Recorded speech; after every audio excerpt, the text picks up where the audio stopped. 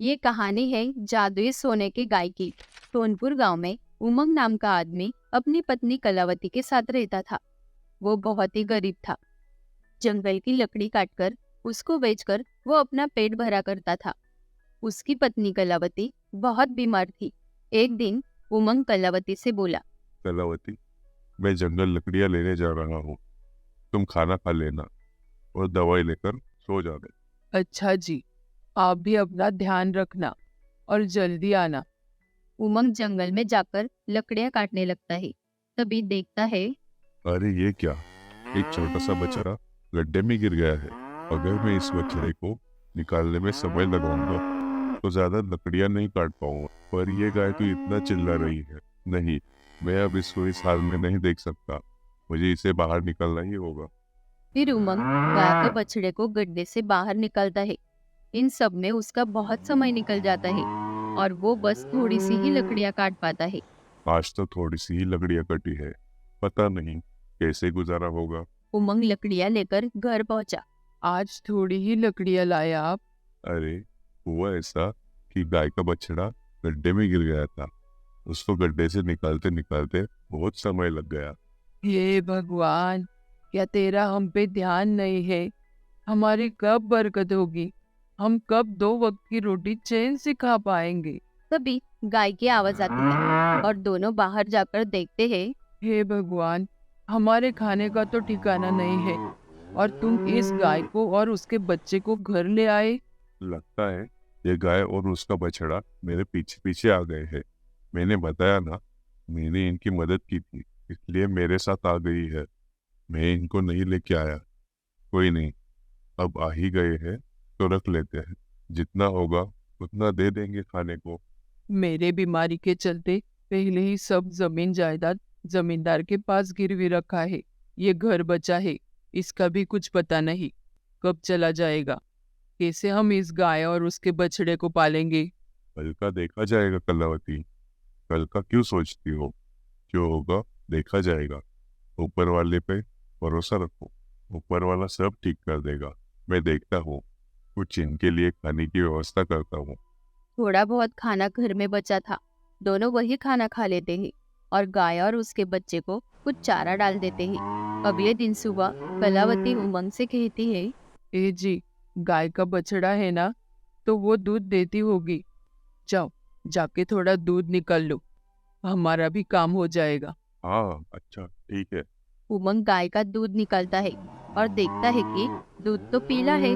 वो दूध वो कलावती को भी दिखाता है। कलावती, देखो तो ये दूध कितना पीला है। हाँ जी, ये तो सच में कितना पीला है। रुको जरा। अरे, ये ये तो सोने का है। यानी कि ये गाय सोने का दूध देती है। हे ऊपर वाले, आपने हमारी सुन ली। अब हमारे सारे दुखों का निवारण हो जाएगा। हाँ, सही कह रहे हो।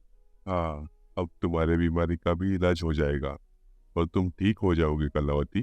चलो, हमें गाय का धन्यवाद करना चाहिए।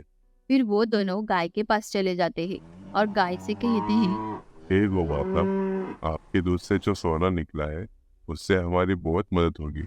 आपका बहुत बहुत धन्यवाद। गोमाता का धन्यवाद करके दोनों घर के अंदर चले गए। तब उमंग अपनी पत्नी से कहता है, ऊपर वाले ने जो हम पे उपकार किया है उसका हमें फायदा कर लेना चाहिए। कल तुम तैयार रहना, हम तुम्हारा इलाज करने शहर जाएंगे, बड़े अस्पताल में। सच में? अब मैं बिल्कुल ठीक हो जाऊंगी। कलावती का अच्छे अस्पताल में इलाज हो जाता है और कलावती बिल्कुल ठीक हो जाती है और कुछ दिन में उनकी गरीबी भी मिट जाती है। एक दिन कलावती अपने पति उमंग से कहती है, ए जी, सुनो ना, मैं सोच रही थी जो जमीन जायदाद हमने जमींदार के पास गिरवी रखी थी उसे छुड़वा ले। कह तो तुम ठीक ही रही हो। मैं कल ही जमींदार के पास जाकर उनसे बात करता हूँ। अगले दिन उमंग जमींदार के घर गया। राम राम जमींदार सेठ। राम राम उमंग, आज कैसे आना हुआ? क्या आप घर भी गिरवी रखना है? जी नहीं साहब, मैं तो अपनी जमीन जायदाद छुड़वाने आया हूँ। उसका जो हिस्सा हो वो बता देना, मैं आपको वो दे दूंगा और फिर आप मुझे मेरी जमीन जायदाद वापस दे देना। उमंग की ये बात सुनकर जमींदार सोच में पड़ गया। ये उमंग के पास अचानक इतने पैसे कैसे आ गए? ये अपनी जमीन जायदाद छुड़ाना चाहता है।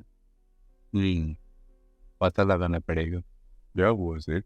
कुछ नहीं उमंग भाई, ये तो खुशी की बात है। आप बस मुझे 1-2 दिन का समय दे दीजिए, मैं आपको हिसाब बता दूंगा। उमंग घर चला जाता है। उमंग के वहां से जाते ही जमींदार अपने नौकर को उमंग के पीछे जाने को कहता है। मंगू, जा पता लगा इस उमंग के पास अचानक इतने पैसे कैसे आ गए। फिर मंगू उमंग के घर के पास जाकर एक पेड़ के पीछे जाकर छिप जाता है और गाय को सोने का दूध देते हुए देख लेता है। ये सारी बातें आकर वो जमींदार को बता देता है। फिर अगले दिन उमंग, मैं तुम्हें तुम्हारी जमीन जायदाद वापस दे दूंगा, पर तुम्हें मुझे उसके बदले तुम्हारी गाय देनी होगी। पर हमारी तो पैसे की बात हुई थी, तो ये गाय कैसे बीच में आ गई? देखो उमंग, अगर तुम्हें तुम्हारी जमीन चाहिए तो मुझे उसके बदले गाय ही चाहिए। उमंग सारी बातें कलावती को बताता है। दे दो गाय। अगर जमीन जायदाद नहीं छुड़वाई तो हमारे पूर्वजों को शांति नहीं मिलेगी। ठीक है, जैसा तुम कहती हो मैं कर देता हूँ। मन तो नहीं कर रहा, पर फिर भी करना पड़ेगा। अगले दिन उमंग अपनी गाय जमींदार को दे आता है और अपने जमीन के कागज उससे वापस ले लेता है। अब आएगा मजा, मैं इस गाय के सोने के दूध की मदद से और अमीर बन जाऊंगा। अरे मंगू, इसका दूध कहाँ है? क्या तूने इसका दूध नहीं निकाला?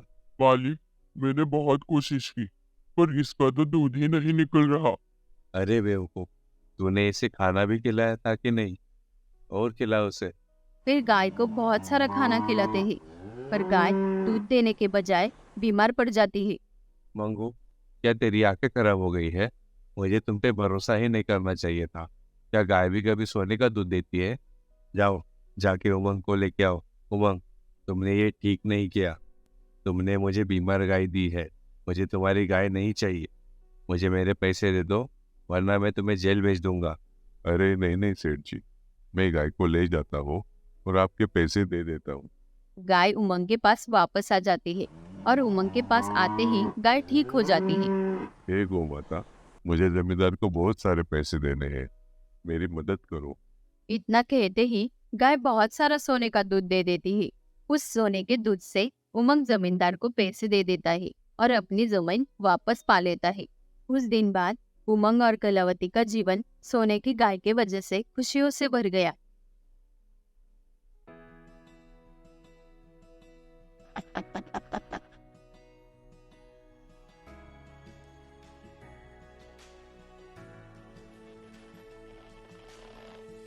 I do bed.